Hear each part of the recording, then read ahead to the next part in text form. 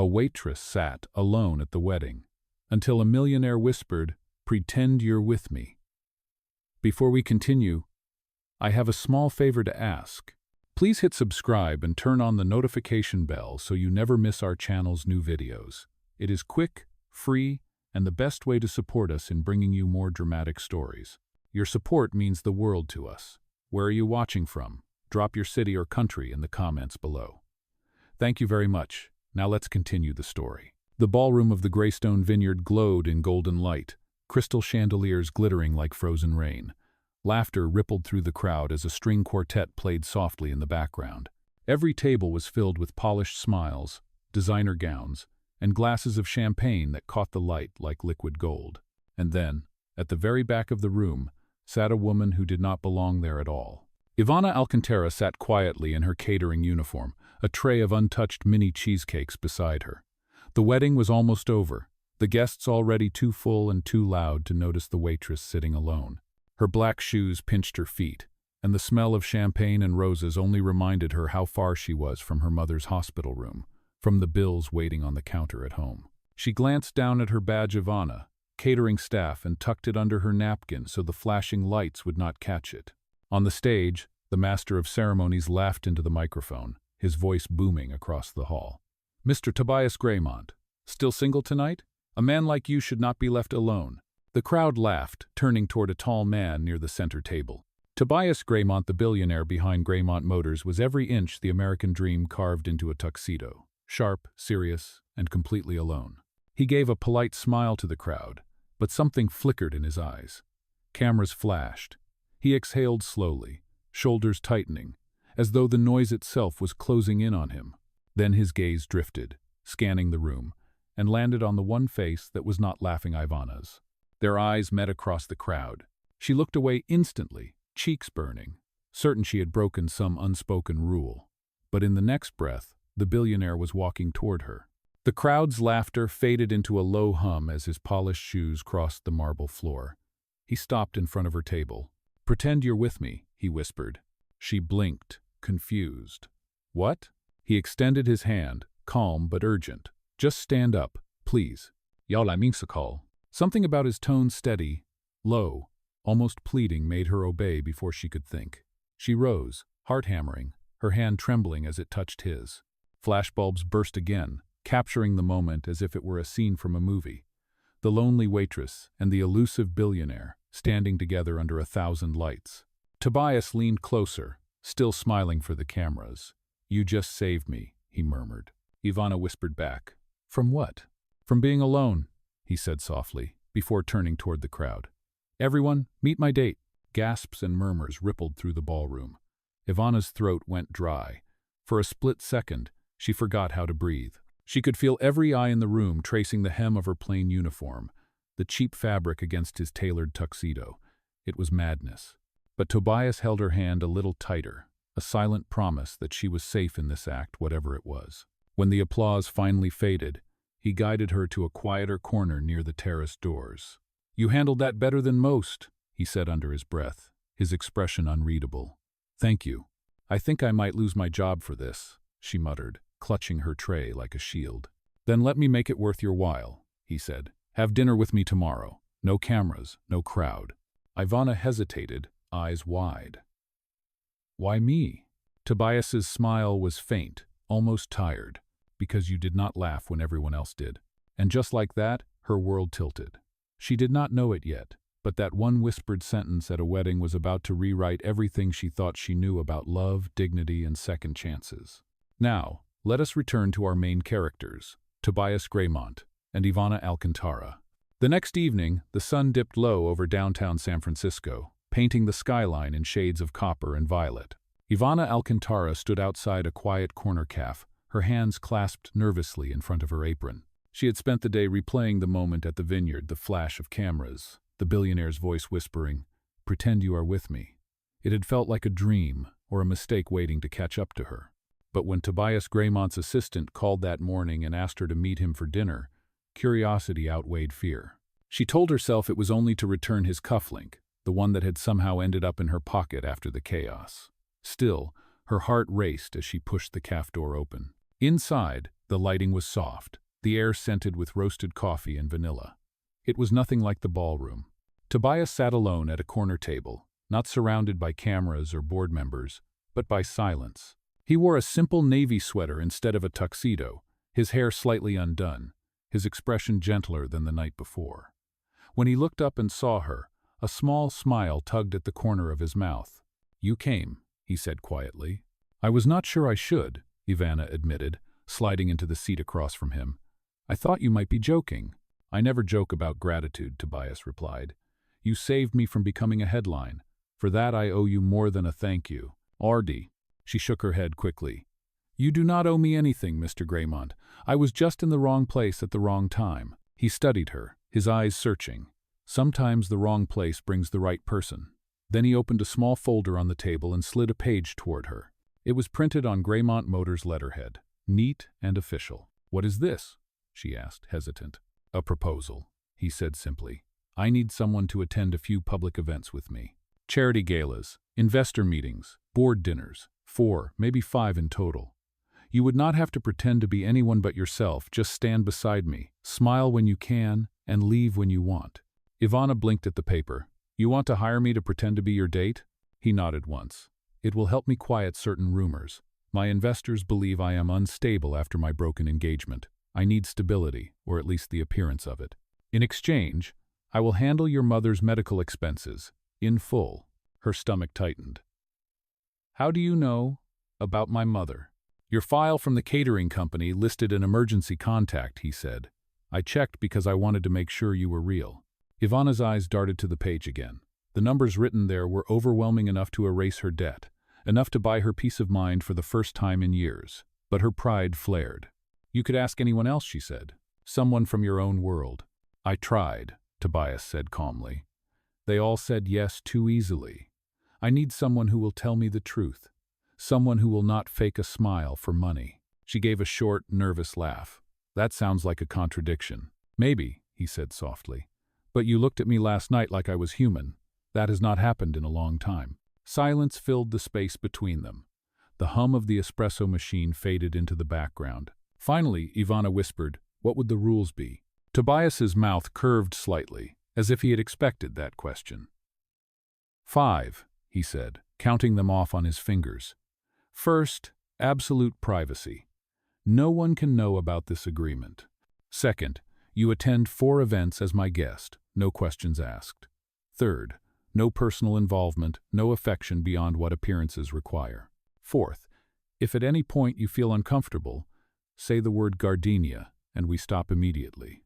Fifth, once the last event ends, so does the contract. No strings left behind." She stared at his hand resting on the table, steady, confident, scarred faintly along the knuckles.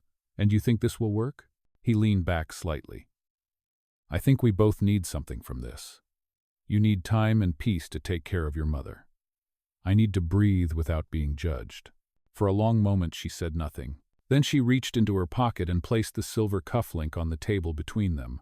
It gleamed softly under the light. "This belongs to you," she said. He looked at it, then at her, and shook his head. "Keep it. Consider it collateral until we both decide what comes next." Ivanna's fingers brushed the cool metal. Against all logic, something in her chest shifted an uneasy warmth, like a storm cloud starting to clear. "All right," she said quietly. "I will think about it." "Co." Tobias nodded, his expression unreadable. "Take your time, Miss Alcántara, but know this, the offer expires at midnight tomorrow." Outside, the night wind carried the scent of rain and sea salt through the open door. As Ivanna stepped out into the street, she glanced once more at the cufflink in her palm. It felt heavier than it should have, as if it carried not only silver and initials but a secret promise waiting to unfold. Ivanna did not sleep that night. She sat by her small kitchen table, the cufflink gleaming under the dim light beside an untouched cup of coffee. Every few minutes, her eyes drifted to the piece of paper Tobias had given her, the one with the Greymont Motors letterhead and its 5 carefully written rules. It all sounded too strange, too polished, too unreal. Yet every time she thought about her mother lying in a hospital bed, weak but smiling through the pain, the numbers printed on that page began to look less like a trap and more like salvation. By morning, the decision weighed heavier than the air around her. At 8 o'clock, She stood in front of the glass tower of Greymont Motors, her reflection dwarfed by the steel and sunlight. Security guards greeted her politely, already expecting her. Inside, the building smelled of cedar and espresso, expensive and calm.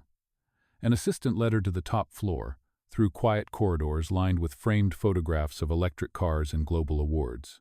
When the elevator doors opened, Tobias was waiting by the window, dressed in charcoal gray, his posture straight but relaxed. "You came," he said, and there was something almost like relief in his voice. "I said I would think about it," she replied. "And have you?" Ivanna nodded slowly. "I will sign it, but I have one condition." His brows lifted slightly. "Go on. No matter what happens," she said, meeting his gaze, "you treat me like a person, not a prop." Tobias's mouth curved faintly. "That is fair. Then let us make this official." He motioned toward a table where 2 documents waited. The air hummed with the quiet authority of his world. Ivanna read every line twice before signing. Tobias took the pen next and added his elegant signature, each stroke precise. When it was done, he reached into his pocket and pulled out a small envelope. "For your mother's care," he said. "It covers the first month." Ivanna froze. "Already?" "Agreements should begin with good faith," he said simply. She wanted to thank him, but the words caught in her throat. Instead she nodded, gripping the envelope tightly as if afraid it might vanish. "Your first event is this Saturday," Tobias continued. "A business gala in Palo Alto. My assistant will deliver everything you need. Dress, shoes, etiquette notes, even a short profile of people you may meet. It is tedious, but it helps avoid awkward introductions." Ivanna half smiled. "I am pretty sure awkwardness is my natural state." He almost laughed, a soft sound, short and unfamiliar. "You might be surprised. Most of my world thrives on pretending." For a moment, they stood in silence. The city stretched beyond the window, sunlight reflecting off hundreds of cars moving far below. Tobias turned to her. "You will also have to attend a brief training session with my staff, how to move, how to speak, how to survive a room full of people who are paid to smile." "So you are turning me into an actress?" "Into someone who can stand beside me without fear," he said. "That is all." She took a slow breath. "Then I guess the act starts now." He studied her face, then nodded. "Follow me."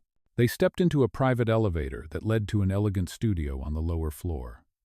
Inside, racks of designer clothes lined the walls, and a stylist greeted her with a warm smile.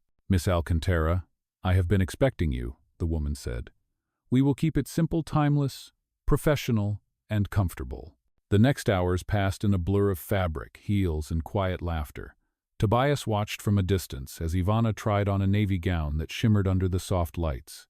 She caught his reflection in the mirror and rolled her eyes playfully. "You know, this is ridiculous," she said. "I can barely walk in these shoes." "Then we will start with walking," he replied, stepping closer. He extended his hand again, the same way he had at the wedding. "One step at a time, Miss Alcántara." She hesitated, then placed her hand in his. Together they moved slowly, carefully, across the floor. Her balance wavered, but his grip remained steady. For a fleeting second, the air between them shifted, no longer employer and employee, but 2 people orbiting the same uncertain moment. When they stopped, Tobias released her hand gently. "You did well," he said. "You will be fine." Ivanna managed a small, genuine smile. "You sound like you almost believe that." "I do," he said quietly. "And I hope you will too." As she left the building that afternoon, the city felt different. The contract was signed, the payment made, and her future now tethered to a man she barely knew. Yet something about his calm voice lingered, echoing in her mind like a promise she did not yet understand. The first event was only days away, but the act had already begun, and for reasons she could not name, Ivanna Alcántara no longer felt entirely like herself. Saturday arrived faster than Ivanna expected. By the time the sun slipped behind the hills of Palo Alto, she was already standing in front of the grand ballroom of the Larimore Hotel, dressed in a midnight blue gown that shimmered with every step. Her hair was swept into an elegant twist, her silver gardenia clip resting above her ear like a secret symbol only she and Tobias understood. Her palms were damp despite the cool air. This was not her world. She belonged to kitchens and service trays, not marble floors and champagne fountains. Yet tonight, she was about to cross that invisible line. Inside, the room gleamed with light and wealth. Conversations blended into the sound of live jazz, laughter spilling like wine. Tobias waited near the entrance, his tailored suit immaculate, his posture effortlessly confident. When he saw her, something flickered in his eyes, admiration mixed with quiet relief. "You are on time," he said. "I figured you would not want your fake date to arrive fashionably late," she replied softly. He offered his arm. "Then let us play our parts." The moment she touched him, a dozen camera flashes went off near the stage. Tobias leaned in and whispered, "Smile only when you mean it." His voice was low, steady, and oddly reassuring. She nodded, inhaling slowly, remembering the lessons from the etiquette coach. Small steps, chin up, keep eye contact. They moved through the crowd together. Businessmen in tuxedos and women in diamond necklaces greeted Tobias with polished smiles. Some offered nods of curiosity toward Ivanna, assessing her with subtle surprise. Tobias introduced her simply as a friend, and that small word carried more protection than she expected. He guided her from conversation to conversation, occasionally pausing to refill her glass with sparkling water instead of champagne. It felt strangely easy, almost natural, until a man with a smirk approached. "Greymont," he said, shaking Tobias's hand. "So the rumors were true. You brought someone new tonight." His gaze slid toward Ivanna. "And what do you do, Mrs.?" Ivanna hesitated, her heart thudding. Before she could answer, Tobias replied smoothly, "She is a designer. She has an eye for detail, which is something most of us forget to appreciate." The man chuckled. "Well, she certainly looks like one." He raised his glass in a half-toast and walked away. Ivanna exhaled. "You covered for me," she murmured. "I protected you," Tobias said simply. "There is a difference." For the next hour, they danced through small talk, handshakes, and polite smiles. But near the buffet table, a server dropped a tray of wine glasses, shattering them across the floor. The sound jolted Ivanna's instincts into motion. Without thinking, she knelt down, helping the young man pick up the shards while others only watched. Tobias turned just in time to see her comforting the panicked waiter. When she rose again, a woman in a red gown approached, her tone dripping with condescension. "How noble," the woman said. "Helping the staff even when you are a guest. Old habits die hard, I suppose." The air tightened. Ivanna opened her mouth, but Tobias spoke first. "That is precisely why I asked her to accompany me," he said calmly, "because she remembers what it is like to work for something instead of being handed everything." Kagua.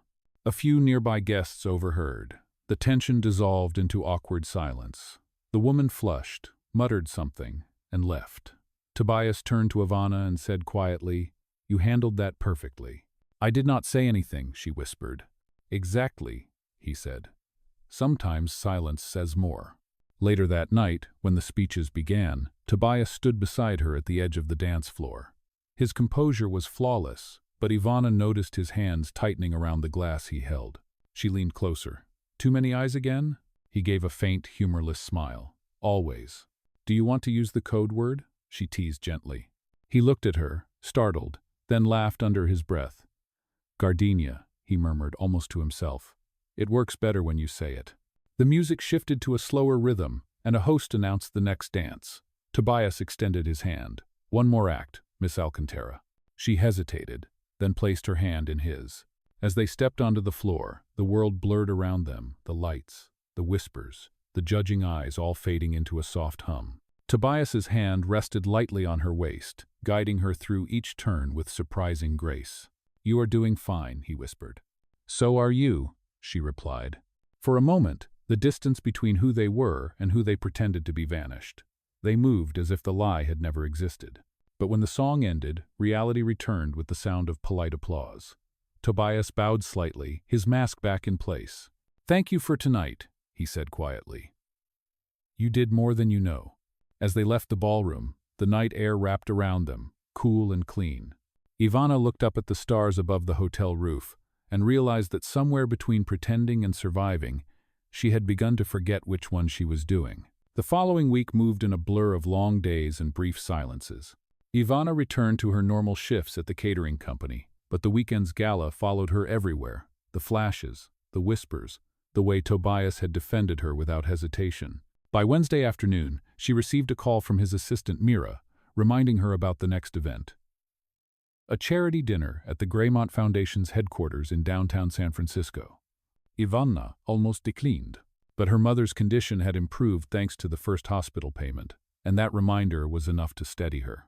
On Friday evening, she stood again in front of a mirror, the same gardenia clip resting in her hair, the same careful calm she forced herself to believe in.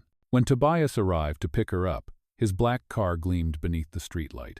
He stepped out and held the door open for her, his tone quiet but warm. "You look prepared," he said. "Prepared is one word for it," she replied. "Terrified might be the other." He smiled slightly. "Then we will match." The event was grand, but intimate rows of tables draped in ivory, golden centerpieces flickering under candlelight. Wealth and influence filled the room like perfume. Tobias introduced Ivanna to philanthropists, investors, and journalists, who studied her with polite curiosity. Yet, unlike before, she did not flinch. She smiled when it felt right, spoke when she had something to say, and never once looked down. Halfway through the evening, a man from the catering staff stumbled, nearly spilling a tray of drinks onto a guest's gown. Ivanna instinctively reached out, steadying the tray before disaster struck. The guest gasped, then laughed in relief. Cameras flashed again, and within moments the small scene became the talk of the night. Someone commented loudly, "Grace under pressure looks like Mr. Greymont has found someone who can handle his world." Tobias's jaw tightened, but Ivanna only smiled and said, "He does not need someone to handle his world, only someone who reminds him there is one beyond it." The table fell silent for a heartbeat, then erupted in approving laughter. Later, as music replaced chatter, Tobias leaned close and whispered, "You keep rescuing people. I am beginning to think it is your habit." She glanced up at him. "Someone has to clean the mess before the cameras do." "Someone already did," he murmured. His tone was softer than usual, sincere enough to make her heart stumble. When the dinner ended, they slipped away to the terrace overlooking the city. The air smelled faintly of salt and rain, the Bay Bridge glowing in the distance. Tobias loosened his tie, exhaling slowly. "I hate these nights," he admitted. "Too much light, too little truth." "Then why do it?" she asked. "Because power listens only when you feed it the illusion it wants." Ivanna leaned against the railing. "And what illusion do I feed you?" He turned to her, eyes catching the city's reflection. "You make me believe honesty still exists in a room full of masks." For a long time, neither of them spoke. The quiet was not heavy, it was fragile, like something alive between them. Ivanna felt it, the subtle pull of two people pretending less and less. When she finally broke the silence, her voice was low. "You said 4 events. What happens when it is over?" Tobias looked away, his jaw tightening. "Then we end the agreement. That was the rule. And if it does not feel like pretending anymore?" His answer came after a pause that lingered too long. "Then we break the rule." A door opened behind them, the spell breaking as Mira's voice called out that the driver was ready. Tobias straightened his shoulders, the businessman returning in place of the man she had just seen. He offered his hand. "Shall we go, Miss Alcántara?" Ivanna hesitated, then took it. His grip was firm but not cold, the warmth still there beneath the surface. The ride back was quiet. The city lights flickered across the car windows, painting brief shadows over their faces. Tobias rested his hand near hers but did not touch. When they reached her street, he spoke without turning. "You were remarkable tonight. The way you handled that moment, it reminded me why I wanted you in the first place." She smiled faintly. "For damage control?" "For perspective," he said. "You remind me that sincerity can still be elegant."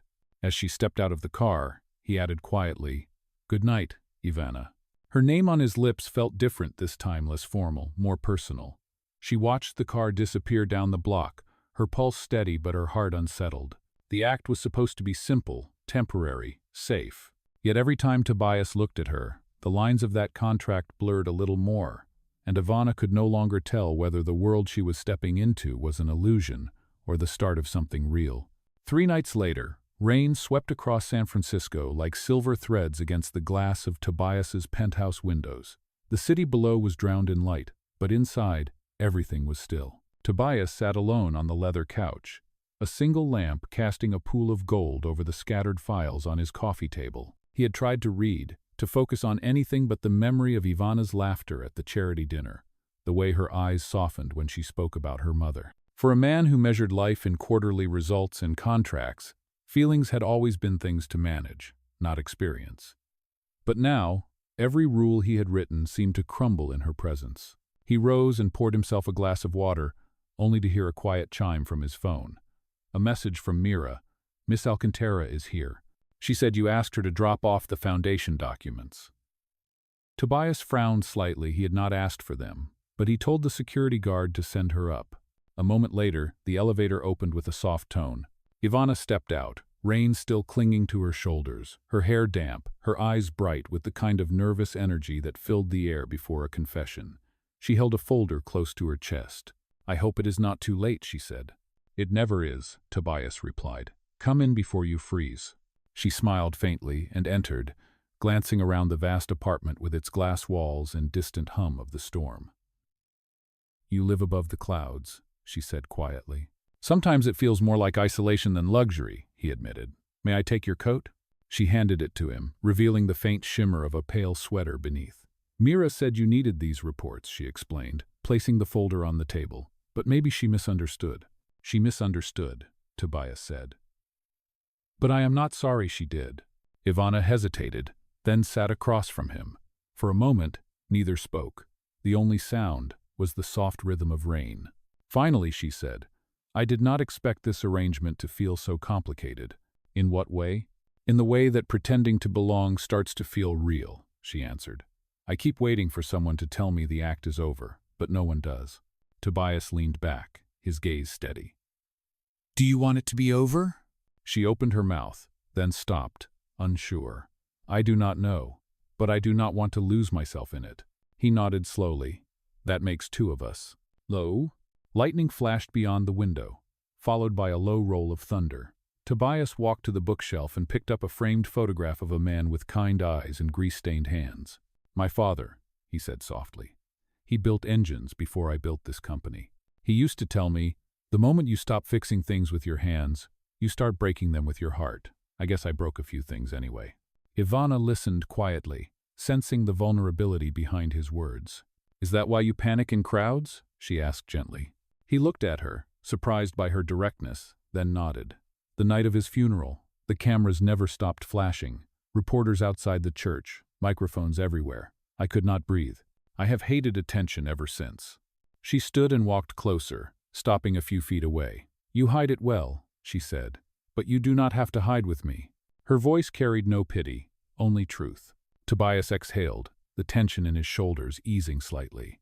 That sounds dangerous, he murmured. Why? Because I might start believing it. Silence hung between them again, but this time it was soft, like the calm after a storm. Then Tobias noticed her shiver. Without thinking, he reached for the throw blanket on the couch and draped it over her shoulders. You are soaked, he said. It was only a short walk from the station, she replied, clutching the blanket. But thank you. One. Their eyes met, and for a moment, everything outside the rain, the glass, the city faded away. Tobias's hand lingered near her shoulder before he pulled it back.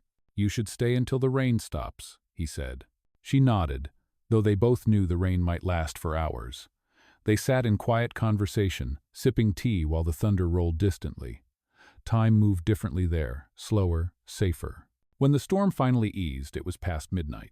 Ivanna rose to leave, and Tobias walked her to the elevator. As the doors opened, she turned to him and said softly, Good night, Tobias. He looked at her for a long moment, his voice barely above a whisper. Good night, Ivanna. When the elevator doors closed, Tobias stood staring at his reflection in the glass. The act was unraveling, no longer a foul aid to protect his image, but something fragile and real. And for the first time in years, he realized that the thing he feared most was not being alone. It was losing the one person who made him feel seen. The next morning, the storm had passed, but the calm it left behind did not last long. Tobias woke to a dozen missed calls and a flood of messages from his communications director. His name was splashed across every business blog and gossip column in the city. The headline was impossible to ignore. Billionaire Tobias Greymont spotted with former waitress turned secret lover. Someone had leaked photos from the charity dinner. The moment Ivanna caught the falling tray, the way Tobias looked at her, and worse, a picture of her arriving at his building in the rain. By mid-morning, reporters were waiting outside Greymont Motors. His assistant Mira met him at the elevator, face pale. It is bad, she said. They are saying she was hired for more than public appearances.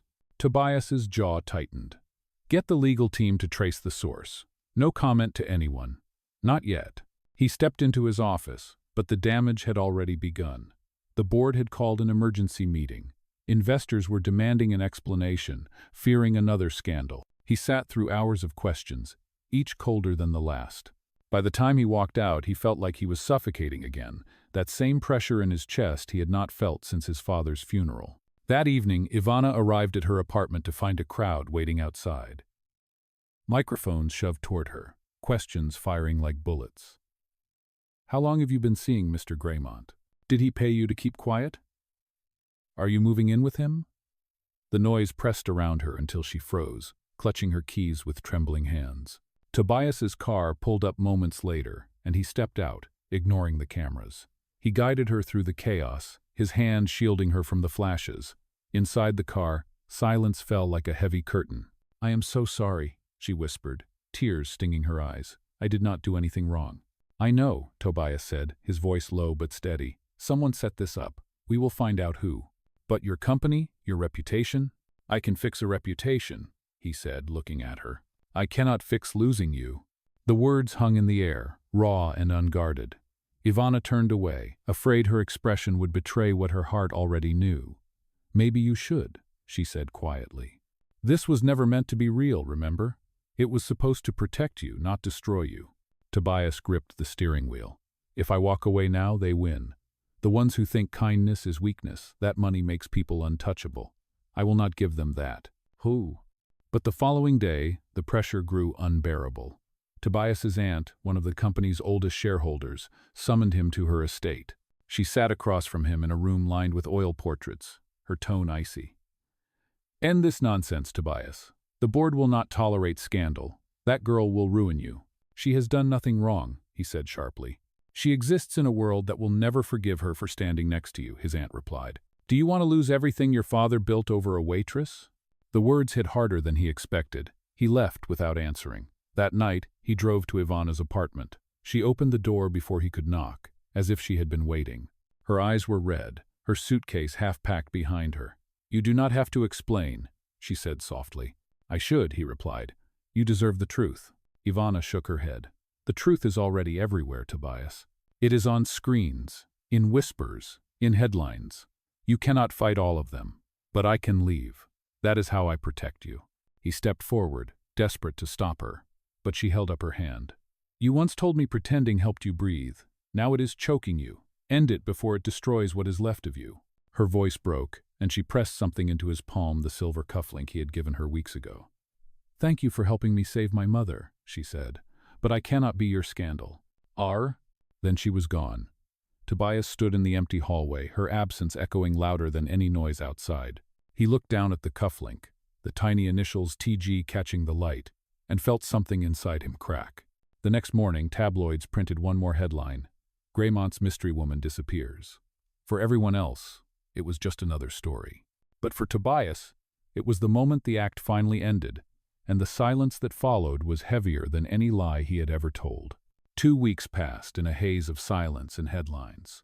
Tobias Greymont went to work every day, but the building felt emptier than it ever had. His schedule was full, yet his mind drifted toward the sound of Ivanna's voice, the way she said his name as if she saw past every wall he had built. The tabloids had moved on to new scandals, but the damage remained. Some investors withdrew. Others demanded his resignation. His board called it a period of reputational recovery. He called it what it truly was, a hollow victory built on fear. One night, long after the offices had gone dark, Tobias sat alone in the conference room overlooking the bay. A single lamp glowed on the polished table.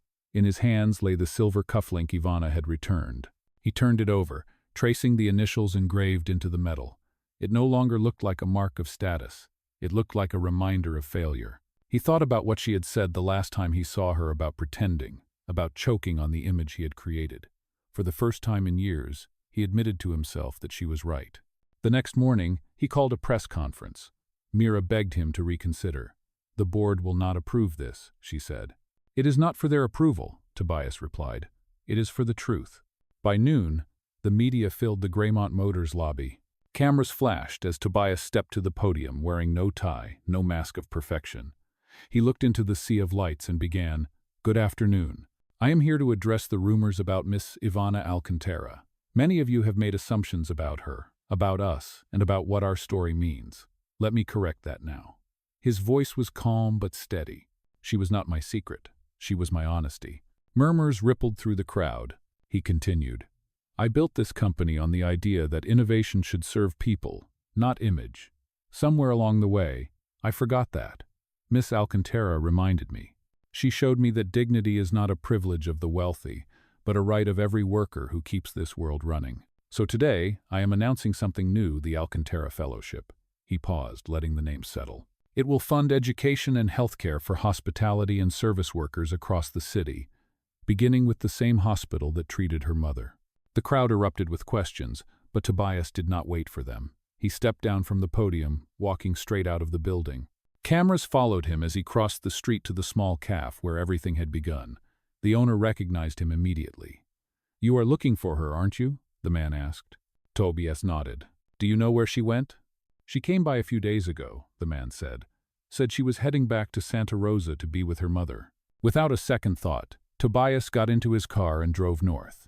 The highway stretched endlessly through the wine country, the late afternoon light pouring through the windshield. He reached Santa Rosa just before dusk and found the small bakery tucked between two old buildings. The sign above the door read Gardenia, Mayfair. Inside, the air smelled of vanilla and sugar. A handful of customers lingered at the counter, laughing softly. Behind the display case stood Ivanna, wearing a simple apron, her hair tied back, her hands dusted with flour. She looked up when she heard the door, and for a heartbeat her face froze. Tobias, she whispered. He took a slow step forward, unsure if he was dreaming. You opened it, he said. You made it real. I had to, she replied, her voice steady but quiet. It was the only thing that still felt true. He nodded, emotion tightening his throat. Then let me do something true, too. Before she could respond, he pulled from his coat pocket a folded document. This is not a contract, he said. It is a foundation, in your name, for people like you, for people like your mother. I wanted the world to know who you really are. Ivanna blinked, stunned. Why would you do that? Because I was wrong, Tobias said. I hid behind image, behind rules, behind fear. You taught me that being real is not a risk. It is the only kind of power worth having. For a moment, the bakery was silent except for the hum of the ovens. Then Ivanna stepped out from behind the counter, wiping her hands on her apron. You should know something, she said softly. I never stopped believing you could be more than what they said you were. Tobias smiled faintly, a rare warmth breaking through his composure. Then maybe now I can start proving it. Outside, the evening light spilled through the window, painting them both in gold. And for the first time there were no cameras, no pretending, just two people standing in the quiet truth they had both fought so hard to find.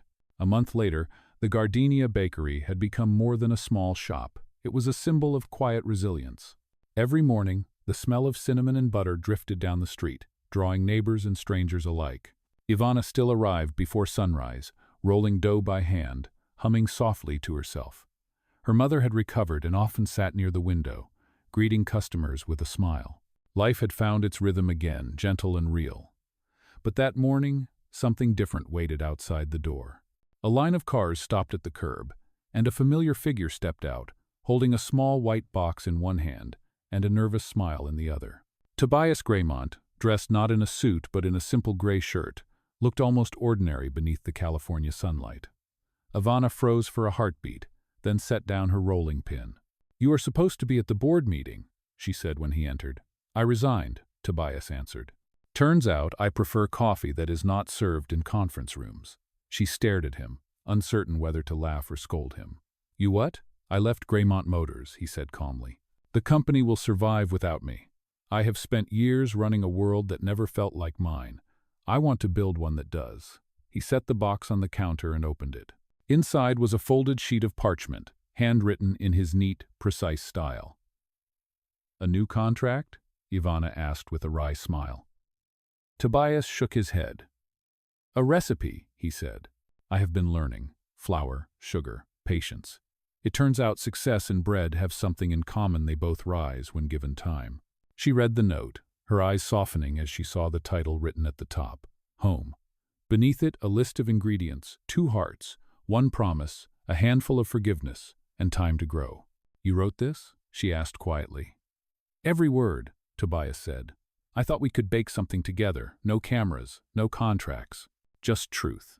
Her lips curved into a slow, genuine smile. You always did find strange ways to apologize. He looked down, almost shy. It is the only language I am still learning.